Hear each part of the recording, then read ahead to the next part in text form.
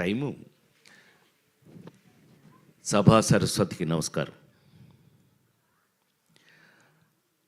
నా ప్రాణానికి ప్రాణమైన తెలుగు ప్రేక్షక దేవుళ్ళందరికీ నమస్కరిస్తూ, నన్ను 48 సంవత్సరాలుగా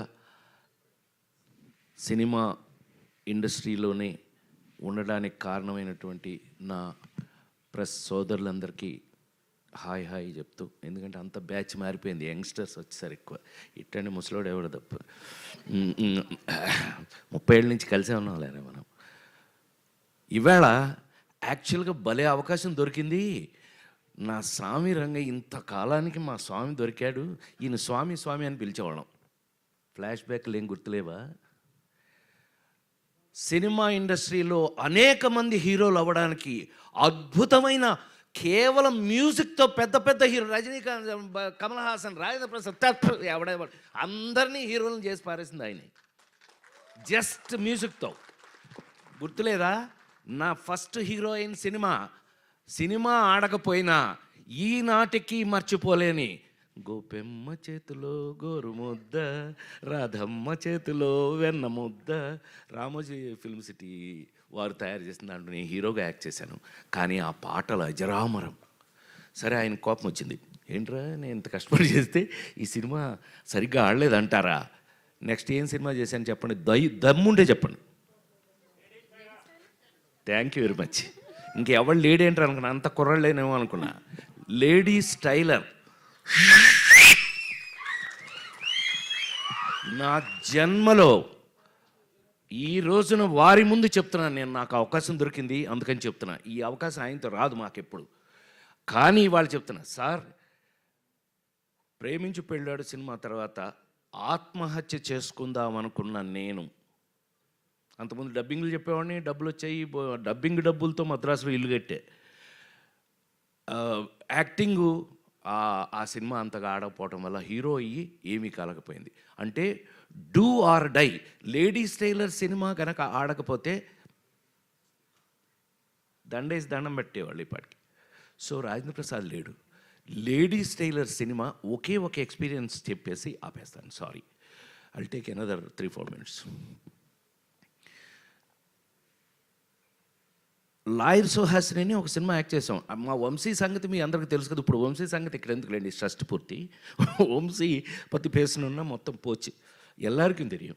సో వాడు నాకు ఆల్రెడీ కొత్త విలన్ని పెట్టి అతను నేను ఫైటింగ్ చేస్తుంటే కొట్టుకోండి అని షార్ట్ కంటిన్యూ చేశాడు. వాడు ఎరగొట్టి నన్ను సైకిల్ మధ్యలో కాలేసి తొక్కేసి కాలు ఇరిగిపోయింది, ఫ్రాక్చరు. అయితే వంశీ వచ్చాడు మా ఇంటికి. వస్తే మనమేమో మంచి కట్టు, 2 చెక్కలు ఈ టైప్లో ఉన్నాం ఇంట్లో ఉంటే, ఏమండి బయలండి మన స్వామి పిలుస్తున్నాడు. స్వామి? ఎవరు స్వామి? మన స్వామి అండి. ఓ ఇళయరాజా గారు. ఏంటంటే వాడిని తీసుకొస్తే రికార్డింగ్ చేస్తాను లేకపోతే చేయను అని డబుల్ పాజిటివ్ చూశారండి ఇప్పుడే. లేడీస్ టైలర్ డబుల్ పాజిటివ్ చూశారు. డబుల్ పాజిటివ్ అంటే రికార్డింగ్ చేసే ముందు వర్షను. అదేంటి అని అన్నా. వాడిని తీసుకురా లేకపోతే నేను రికార్డింగ్ చేయను అన్నారు. నన్ను ఈ స్టేజ్లో నేను రన్పాలన్నా. బాబు నీకు దండం పెడతాను, ఆయన అక్కడ రికార్డింగ్ చేయడానికి లేడీస్ టైలర్ రెడీగా ఉన్నారు, మీరు రాలేదనుకోండి సచ్చింది గొర్రె. ప్రసాద్ ల్యాబ్లో అలా కూర్చోవటమే నా పని అయిపోయింది. పైగా ఆ సినిమా ఎంతో కష్టపడి చేస్తాం, లేడీస్ టైలర్ సినిమాని. సో అవన్నీ ఈ పీత కష్టాలు పీత అన్నట్టు. సరే తిట్టుకుని షార్ట్స్ ఉన్నాయి అయినా పర్లేదని ఆయన పిలిచారు అని చెప్పి ఆ స్ట్రెచ్తో నేను అక్కడికి వెళ్తే స్వామి థియేటర్ బయట నిలబడి ఉన్నారు ఇలాగే. అప్పుడు ఇంతే ఇప్పుడు ఇంతే, తెల్ల మల్లెపూలాగానే ఉంటాడు కానీ ఇలా నిలబడి ఉంటే నేను అందులోంచి కారు, ఏమిరా ఏమైందిరా అన్నాడు. ఆయనకి ఎంత ప్రేమ నా మీద యాక్టర్గా వచ్చింది అని అంటే రా అన్నాడు ఆయన. ఏమిరా ఏమైందిరా? వీడే ఎరగొట్టాడన్న వంశీని చూపించి. ఎందుకురా ఎరగొట్టాడంటే షార్ట్లో ఏదో జరిగింది అందుకనే. ఎరా నువ్వు అంత బాగా యాక్ట్ చేస్తావా? నేను ఇప్పుడు రికార్డింగ్ చేస్తాను, నీ యాక్టింగ్గా నా రికార్డింగ్గా తేల్చుకుందాం మన ఇద్దరం అని చెప్పి థియేటర్ లోపల సార్ வாழ்க்கையில் மறக்க மாட்டேன் நான். எனக்கு ஒரு స్టూల్ పోట్టి నాకు ఒక స్టూల్ వేసి ఆ ఎదురుగా ఉన్న మ్యూజిక్ బోర్డు ఎదురుగా స్టూల్ వేసి సోఫాలో కూర్చో ఇక్కడ అని చెప్పి కాలు దాని మీద పెట్టించి 3 రోజుల పాటు లేడీస్ టైలర్ రీ రికార్డింగ్ చేశారు సార్. అది ఆ సినిమా అప్పటికీ ఇప్పటికీ ఎప్పటికీ మీ అందరి సంఖలో ఇళ్లల్లో అన్నిటిలోనూ ఉంది. ఆ రోజుల నుంచి తెలుగు సినిమాలో మీకు అందరికీ బాగా తెలుసు, నాతో పాటు చిరంజీవి గారి సినిమాలకు కూడా ఆయన తెలుగులో మీకు ఎన్ని సూపర్ డూపర్ హిట్లు మీకు తెలుసు. అలాంటి మా స్వామి ఇంతకాలానికి మళ్ళీ షష్ఠి పూర్తి, నాకే షష్ఠి పూర్తి, నేను షష్ఠి పూర్తి నిజ జీవితంలో మెల్లిగా ఎస్కేప్ అయ్యా. 60 అప్పుడు తప్పించుకున్నా, ఎవరికి దొరకకుండా. నాకు అడిగి వెళ్ళి సార్ 60 అప్పుడు నో షష్ఠి పూర్తి, నాకు షష్ఠి పూర్తి అంటారా పొరా నన్ను మా అబ్బాయిలు అడిగితే. చివరికి చూస్తే ఏంటంటే ఈ పవను ఈ రూపేష్ వీళ్ళు నన్ను వదల. చివరికి తెలుగు సంస్కృతి సంప్రదాయాలు ఉట్టిపడేటట్టుగా అద్భుతంగా కీరవాణి గారు పాట రాశారంటే మీకు అర్థమైపోవట్లే ఆ సినిమా ఎట్లా ఉంటుందని. ఎంత ఆశ్చర్యం వేసింది మాకు ఆయన తీసుకెళ్ళి. ఆయన మీకు కీరవాణి గారికి మాకు ఉన్న అటాచ్మెంట్ ఏంటో తెలుసా? ఆయన 100వ సినిమా నా సొంత సినిమా. బాపు గారితో తీసిన రాంబంటి సినిమాకి నేను అనుకోకుండా వెళ్ళి, ఏమండి మీరు నాకు మహా ఇష్టం తెలుసు కదా, కేవి మహాదేవన్ గారు ఇళయరాజా గారు ఈజ్ ఈక్వల్ టు కీరవాణి గారు. సో ఆయన తీసుకెళ్ళి పెడితే అనుకోకుండా ఇది బాపు గారితో సినిమా అండి అని అంటే, అబ్బా థ్యాంక్ యూ, నాకో మంచి అవకాశం ఇచ్చారని. ఆయన నాతో అంటే ఏంటి సార్ భలే చెప్తారంటే, ఇలా కాంబినేషన్లో వారితో నేను 100వ సినిమా నా సొంత సినిమా చేయటం జరిగింది. అదొక అదృష్టం. సూపర్ డూపర్ హిట్స్ పాటలు అవి చేసాం. సో ఈవేళ ఈ విధంగా కలుసుకోవడం నాకైతే ఒళ్ళంతా రూపేష్ చెప్పినట్టుగానే 48 సంవత్సరాల సినిమాలు యాక్ట్ చేస్తున్నా కొన్ని ఎక్సైట్మెంట్లు మనం మారలేవు నాయన. కొన్ని ఎక్సైట్మెంట్ జీవితకాలం భగవంతుడు అంతే, భగవంతుడు ఇచ్చిన వరాలు సార్.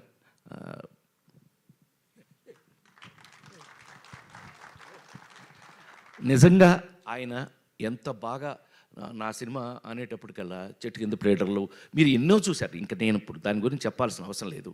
అలాంటిది ఇంతకాలానికి షష్ఠి పూర్తి అని ఒక చక్కటి కథతో నాలాంటి ఇంతకాలం సినిమా ఇండస్ట్రీలో మీ అందరి ఎదురుగా 40 ఏళ్ళ నుంచి కూడా 287 సినిమాలు యాక్ట్ చేసిన నన్ను ఒక షష్ఠి పూర్తిలో ఒక అద్భుతమైన పాత్రతో పవన్ చక్కగా రాసి దాన్ని అద్భుతంగా తీసి ఇవాళ హైలైట్ ఆఫ్ ఇట్ మామూలుగా దాని మీద మీకు గౌరవం వినగానే రావడానికి కారణమే అమూలందైన బొమ్మ ఇసై జ్ఞాని ఇళయరాజా.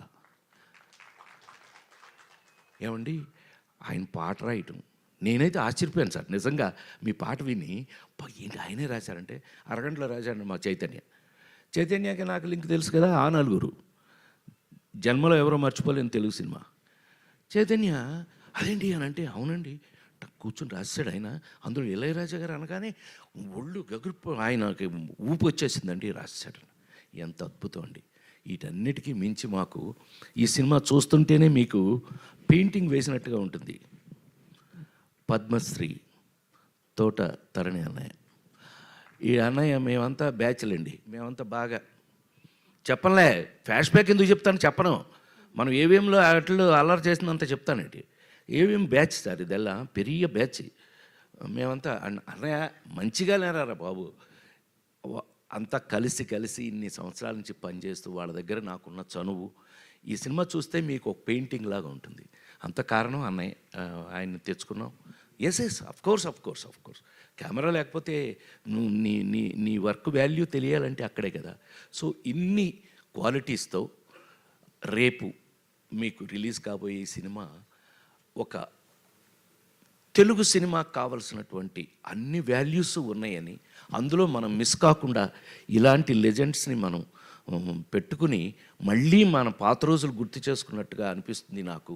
ఇంకా మీ ముందు పనిచేస్తున్నాను కాబట్టి నేను ఇంకా మీ అందరి ముందు కళాకారుడిగా చాలా కాలం ఉండాలంటే ఇలాంటి సినిమాల వల్లే అని మరొక్కసారి మనవి చేస్తూ, ఈ అవకాశం నాకు ఇచ్చిన ప్రతి ఒక్కరికి కూడా పేరు పేరున కృతజ్ఞతలు తెలియజేస్తూ, ఇళయరాజా గారు ఇంకా ఇంకొక 100 సినిమాలు చేయాలని నేను అనుకుంటున్నాను. ఆయన చేసేస్తారు. ఆయన అసలు మీరు ఆయన చూస్తే లోపలికి వెళ్తే థియేటర్ లోపలికి వెళ్తే రానివ్వరు, కానీ వెళ్తే చచ్చారే ఉచ్చబోసేయడమే మీ పని. ఇప్పటికీ అలాగే పనిచేస్తున్నారు ఆయన. ఈ కొన్ని ఎందుకని కొంతమంది అంతేనేమో, ఇంకా వాళ్ళని మనమేం మార్చలేము. వారితో ఇంకా పనిచేయటం, ఇంకా ముందు ముందు కూడా పనిచేస్తానని మరొక్కసారి నేను ఆ భగవంతుని ప్రార్థిస్తూ, ఈ అవకాశానికి డెఫినెట్గా ఈ సినిమాని మీరు చూడండి. మీకు కావలసిన మా అమ్మాయి చెప్పినట్టుగా మీకు కావలసిన అన్ని విషయాలు ఇందులో ఉన్నాయి. సెంటిమెంట్, తెలుగుతనం, తెలుగు మళ్ళీ ఒక మంచి సినిమా, తెలుగు సినిమా చూసామన్న ఫీలింగ్ మీకు కలుగుతుందని మరొక్కసారి మనవి చేస్తూ సెలవు తీసుకున్నాను. నమస్కారం.